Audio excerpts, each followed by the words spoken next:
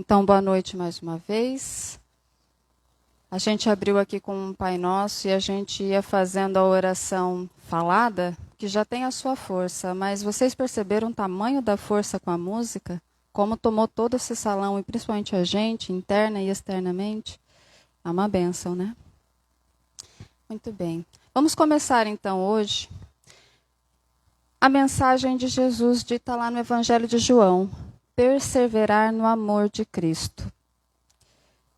Quando a gente é solicitado para falar, ou para estudar, ou para aprender a respeito do Evangelho de Jesus, tem tanta, mas tanta coisa para a gente poder pensar, interpretar, entender, que a gente acaba às vezes pensando o que é mais importante. Tudo. Na verdade, tudo. Mas existem alguns momentos e algumas situações em que a gente se sente mais atraída por uma ou outra mensagem, né? A gente se sente mais chamado a um ou outro tipo de aprendizado. E aí o aprendizado de hoje vai um pouquinho por esse caminho desse amor do Cristo, que a gente não tem a menor ideia do tamanho, da dimensão e da profundidade, mas a gente já começa a querer chegar perto e se aprofundar nisso. Então daí a gente começa com uma passagem do Paulo de Tarso, descrita numa carta aos Romanos, em que ele estava se preparando, dizem a história, né, algumas contradições sobre o contexto, mas tem algumas falas que trazem que era quando ele estava se preparando para retornar a Roma. E ele sabia que poderia enfrentar muitas dificuldades, muitos opositores, porque ele estava convertido. E aí, então, tem aqui a mensagem, né? Justificados pela fé. Um trechinho pequeno. Tendo sido, pois, justificados pela fé, temos paz com Deus por nosso Senhor Jesus Cristo, por meio de quem obtivemos acesso pela fé a esta graça na qual agora estamos firmes, ou queremos estar, né? E nos gloriamos na presença da glória de Deus. Mas não é só isso. E olha que bonito. Mas também nos gloriamos nas tribulações, porque sabemos que a tribulação produz perseverança. E a gente não gosta de tribulação, né? E a gente vai sendo cada vez mais solicitado e chamado para cada uma delas, e são inúmeras ao longo da jornada, né? Olha a importância que elas têm para a gente. E aí no versículo 12 da carta aos Romanos, ele fala da entrega para servir. Não se amoldem ao padrão deste mundo, mas transformem-se pela renovação da sua mente, para que sejam capazes de experimentar e comprovar a boa, agradável e perfeita vontade de Deus. Transformar a nossa mente. A gente quer muito transformar todo o entorno. A gente quer transformar o outro, a gente quer transformar o trabalho, a gente quer transformar muitas coisas ao nosso redor, o mundo. E a gente pode ter realmente aspirações muito honestas, muito boas nesse sentido.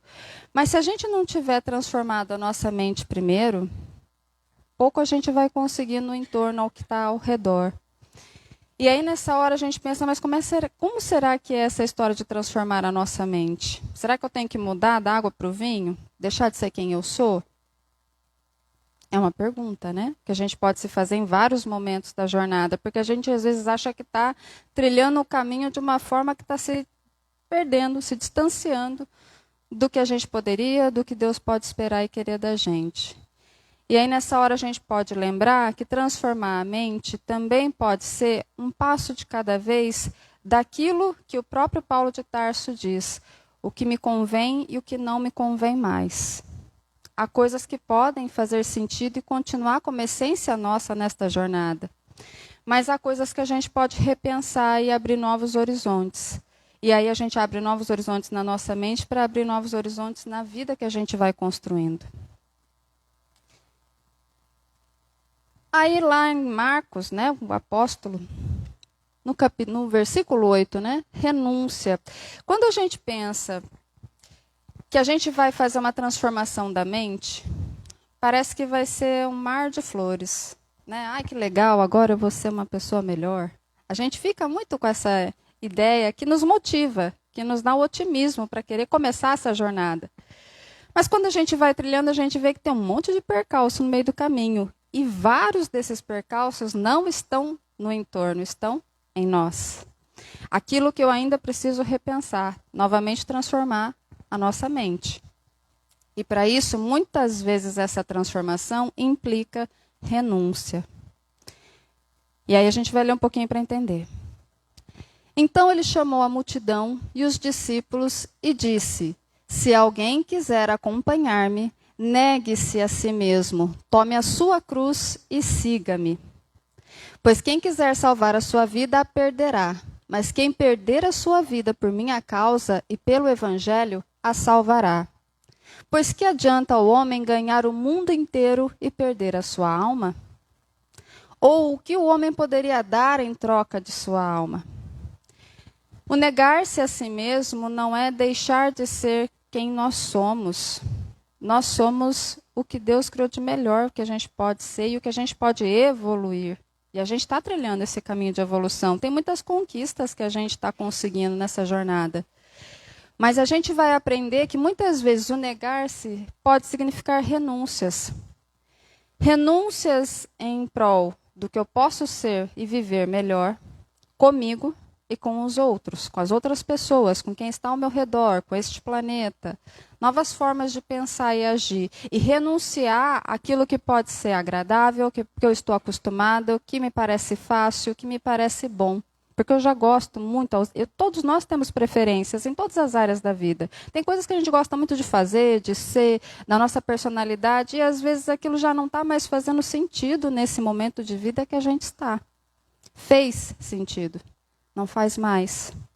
E às vezes renunciar é renunciar também na convivência com o próximo. Aquela história do ceder, não ceder, paciência, tolerância. Aquilo que eu renuncio em mim, aquilo que eu renuncio no contexto de relacionamento, aquilo que eu renuncio nos meus sonhos, não porque eu vou abrir mão deles, mas porque eu vou encontrar novas formas de chegar lá com uma nova mentalidade. Eu vou precisar abrir mão de algumas coisas. E muitas vezes coisas importantes. Não é um caminho tranquilo, pode trazer dor. Mas é com ela que a gente cresce. Aí lá no Evangelho de Mateus, segundo Mateus, né, no versículo 6, aí tem a oração do Pai Nosso. Na oração do Pai Nosso, 2 destaques, que a gente às vezes fala muito no automático e a gente não se dá conta do tamanho de entrega e de força que tem essas palavras. Como a gente se liga intimamente com Deus quando a gente está fazendo essa oração. Ela não merece ser dita de uma forma tão automática, tão decorada. Ela merece ser dita com o nosso coração, com a nossa alma. E aí então diz lá, venha o teu reino, seja feita a tua vontade, assim na terra como no céu. Aí também está a renúncia. Seja feita a tua, não a minha. E a gente quer fazer a nossa, na maior parte das vezes. E às vezes a vontade dele até coincide com o que a gente está querendo. É uma maravilha. Tá certo? Funciona bem. Mas às vezes o caminho vai dizer o contrário. Deus vai dizer para a gente, o que você está querendo parece que é bom, mas não é. Segue o meu caminho, não segue o teu. De novo Jesus dizendo lá, prestes a ser crucificado, tome a sua cruz e siga-me. Negue-se a si mesmo. E aí depois então tem, perdoa as nossas dívidas assim como perdoamos os nossos devedores. O perdão é uma renúncia. Também pode ser interpretado assim, não é? E aí uma renúncia das mais difíceis muitas vezes, porque é difícil a gente perdoar. A gente é bom de guardar na memória. Aconteceu isso, aconteceu aquilo, não foi bom daquele jeito. E aí a gente pensa perdoar os nossos devedores. Mas e se eu não me perdoei? Eu consigo perdoar o outro? É muito mais difícil. A gente tem experimentado isso, vocês com as suas histórias, eu com as minhas, e assim vamos. É mais difícil a gente perdoar se a gente não se perdoou. E Jesus dá sempre oportunidades da gente recomeçar. Ele está justamente nos perdoando. A cada dia que a gente acorda e começa tudo de novo. Mas não quer dizer que a gente vai se eximir, se isentar da responsabilidade do que a gente faz. A gente vai assumir. Mas a gente não vai ficar se martirizando, a gente não vai ficar se açoitando, se machucando com aquela culpa. Exercício de renúncia. Também não é fácil, mas é libertador. Quando a gente consegue se libertar se perdoando, é mais fácil ver as falhas do outro e conseguir perdoar.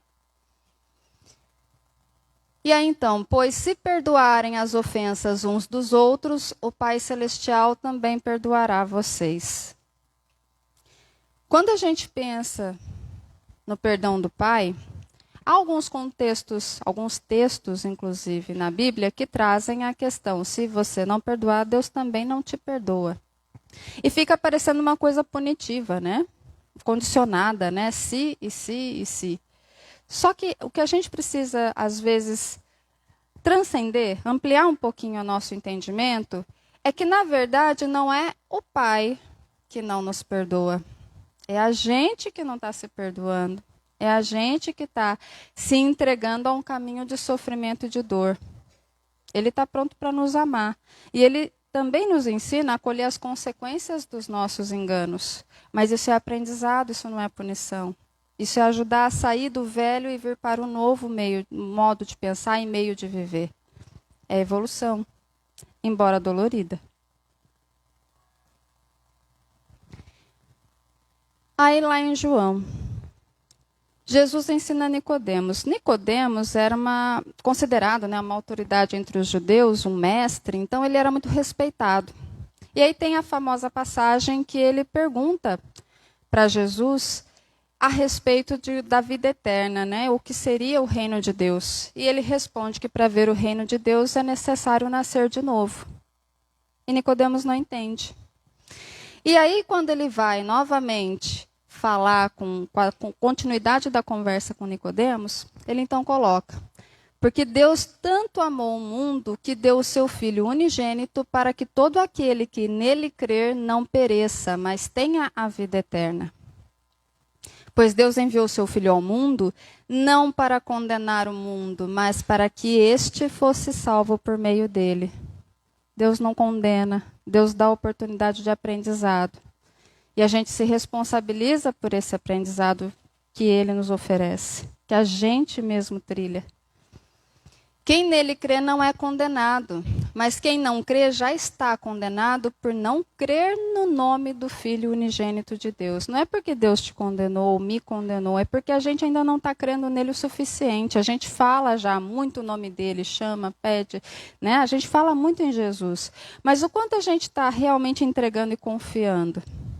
Às vezes mais, às vezes menos. Aí um exercício de reflexão. Deus nos ama e perdoa, mas quando não cremos nele, nos condenamos ao sofrimento. E aí uma frase que é famosa, amplamente divulgada por aí. A dor faz parte da trajetória de todos nós, mas o sofrimento é opcional. A gente escolhe ampliar essa dor se culpando, a gente escolhe ampliar essa dor repetindo o mesmo ciclo que a gente já devia estar um passinho à frente, não mais naquele mesmo contexto de ação. A gente vai se colocando nesse lugar. Ele está sempre de braços abertos para nos receber e dizer: vamos aprender. Você viveu essa experiência e não foi boa? Vamos aprender. Não vamos estagnar na culpa, porque ela não nos ajuda. Vamos reconhecer, sim, errei. O que eu posso fazer de melhor? Novamente, lá no Evangelho de João, vem aquela parábola da videira e dos ramos, em que Jesus se compara a uma videira e nós, os ramos dessa videira, os ramos dele. Então ele diz que eu sou a videira verdadeira e meu pai é o agricultor. Todo ramo que estando em mim não dá fruto, ele corta. E todo que dá fruto, ele poda para que dê mais fruto ainda. Eu sou a videira, vocês são os ramos. Se alguém permanecer em mim e eu nele, esse dará muito fruto. Pois sem mim vocês não podem fazer coisa alguma. Curioso quando ele fala que Deus poda mesmo a quem dá fruto, né? Se a gente pensar, a gente está falando até agora há pouco aqui sobre quando a gente vacila ou quando a gente não avança o quanto poderia avançar. Por nossa responsabilidade. Agora, quando a gente fala assim, mas eu estou produzindo, vamos pensar, eu estou trilhando um caminho melhor, né? Eu estou mais afinado, mais afinada com o querer de Deus. Eu estou sentindo que eu estou trilhando melhor esse caminho. Mas por que tanto sofrimento ainda? Por que ainda tanta tribulação se eu já estou seguindo o caminho dele? Não era para estar um pouquinho mais fácil? A gente se pergunta isso, né? Já não era para estar um pouquinho melhor? E aí, de novo, a gente está falando de aprender com as tribulações, de novo a gente está falando de renúncia, de novo a gente está falando que se Deus poda a quem já dá fruta, é só a gente pensar numa planta. Quando você poda ramos, ela cresce ainda mais vigorosa, mais forte. Então, é para nos fortalecer que ele faz isso. Nos fortalecer diante da tribulação e nos fortalecer para a gente encontrar novos caminhos, novos lugares, novas ações, novos sentimentos, que a gente se fortaleça mais alinhado com a vontade dele.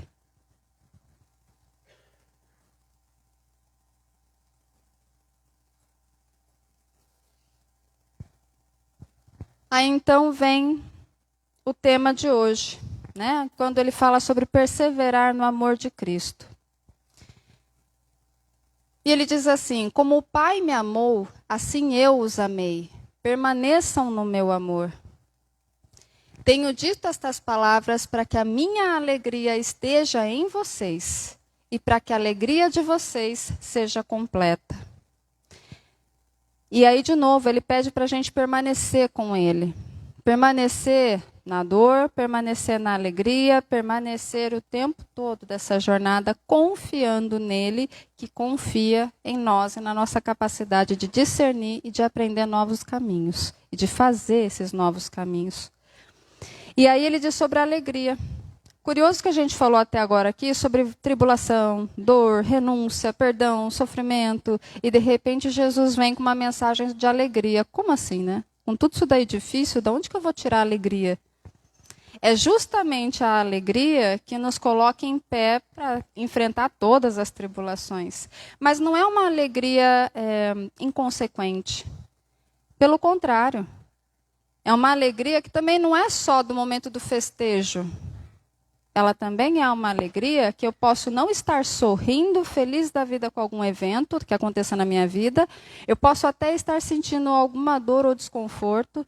Eu posso até estar com lágrimas nos olhos, mas eu sinto que Ele está comigo. Isso me fortalece. É uma alegria interna, mais do que o sorriso nos lábios. É uma alegria que a gente ainda está aprendendo a trilhar como é que funciona, como é que é. Mas também vale a pena o exercício, porque é justamente ela que literalmente nos coloca de pé para o novo dia, para a gente não se entregar à culpa, para a gente não estagnar no caminho. É a fé e a alegria que vão nos movendo. Então, quando a gente pensa nesse amor de Jesus, quando a gente pensa no processo de perseverar no amor dele durante as tribulações, de renunciar a muitas coisas em nós, em benefício da nossa evolução, em benefício de quem a gente convive. Se a gente pensa para além da renúncia, da aprovação, a respeito do perdão, como ele pode ser renúncia e como ele pode ser libertador, para a gente trilhar essa jornada com mais paz de consciência, com mais paz no coração. E a partir disso a gente pensar na alegria. Porque é ela que nos levanta, porque é ela que nos traz de volta a possibilidade de evoluir, de avançar. Acreditar, confiar que Ele está conosco. Sorrir não precisa ser só externo. Pode ser dentro de nós com a confiança de, tudo bem, está difícil, mas Ele sabe o que me oportuniza de aprendizagem e eu vou seguir. Eu vou continuar porque Ele cuida de mim. Eu não estou desamparado, eu não estou abandonada. Ele está cuidando justamente na hora da dor. Principalmente. Então a gente confia nesse amor e a gente volta a sorrir com fé em Deus, com fé na vida, com fé em nossa capacidade de agirmos de uma forma melhor, de agirmos e sermos um pouquinho à frente de quem nós éramos ontem. Não acima dos outros, não a mais do que ninguém. Mas melhor do que a gente foi ontem. E não precisa a gente adotar aquela fala do vai ficar para a próxima encarnação. A gente vai fazer nessa mesmo. Tudo que a gente puder, a gente vai perseverar. Se não der nessa, pelo menos a gente estava tentando. Agora, estagnar, acho melhor não, né? A gente até tem essa opção. Mas a gente já percebeu aí de viagens anteriores, de jornadas anteriores, que a gente vai só atrasar o processo, que a gente pode evoluir, que a gente pode avançar. Se a gente confiar nesse amor, a gente encontra paz, a gente encontra alegria, a gente encontra perseverança para continuar a jornada. E a gente agradece cada dia mais por poder viver cada um desses aprendizados. E aprender a escolher, sim, a alegria para não ficar no sofrimento, apesar da dor, que faz parte do processo muitas vezes. Isso deixa a gente mais leve. Essa é a questão, deixa a gente em paz, afinado com o amor de Deus. Vamos finalizar, então, com a oração do Pai Nosso, entregando para Ele, sentindo a nossa oração e entregando para que seja feita realmente a vontade dEle, e perdoando de verdade a nós mesmos, assim como a gente perdoa quem está ao nosso redor nessa jornada. Vamos lá. Pai nosso, que estais nos céus, santificado seja o vosso santo e divino nome. Venha a nós o vosso reino, seja feita a vossa vontade, assim na terra como nos céus. O pão nosso de cada dia nos dai hoje, Senhor. Perdoai as nossas ofensas, assim como nós perdoamos aqueles que nos tenham ofendido. Não nos deixeis cair em tentações, mas livrai-nos de todos os males, graças a Deus, graças a Jesus. Boa noite a todos, com fé, coragem e alegria. Graças a Deus.